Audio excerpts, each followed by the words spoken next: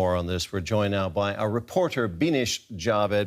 Binish, this is a horrific story. Tell us more about how people in Pakistan are responding to it. Terry, there is this overwhelming sense of grief in the country. Pakistani authorities estimate that around 300 families have been affected. Yesterday was an official day of mourning in the country. Pakistan has also formed a committee to investigate the incident. Pakistani media was at the homes of these families talking to them. And then there have been editorials written that how such a large number could be lured by human traffickers to take such dangerous journey. So there is definitely a lot of sadness, but also anger and pressure on the government. Talk to us more about that question, why. Help us understand, at least to some degree, why young Pakistanis decide to undertake such a dangerous and uncertain journey. Pakistan has been going through multiple crises for a very long time. Pakistan has been hit by one of its worst economic crises.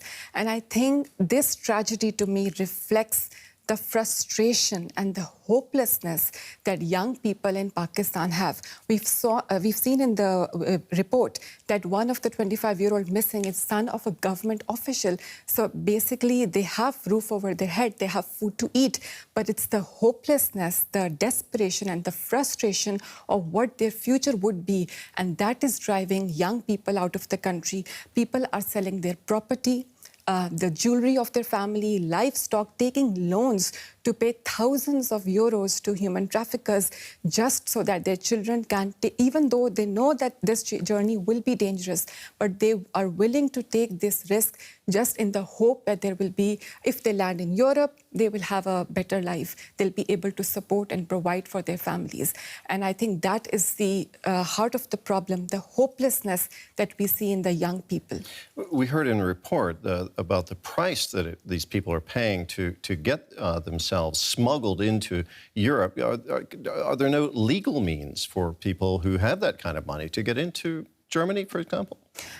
It is extremely difficult through legal means to apply for jobs. It's a complicated problem. You need a high level of skill set to apply for these jobs. There's competition from the entire world, and therefore people are taking these kind of routes, illegal routes, paying human traffickers to apply for these jobs. And even through legal means, if we see that Pakistan had one of its worst brain drain in recent years, so people even are applying and trying to exhaust all the legal options they have to leave the country. So it's real desperation that's driving them.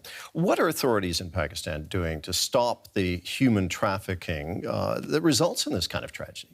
So Pakistani authorities say they have arrested some suspects they believe are involved in human trafficking. But I don't think that is the solution to the problem. It's a very sophisticated network of human traffickers operating in the region. There are people not only from Pakistan, but also from Afghanistan, from India, from Bangladesh that are being trafficked. And often these local operators sell a group of migrants to other operators. So if there has to be a successful crackdown on human traffickers, it has to be done at the international level.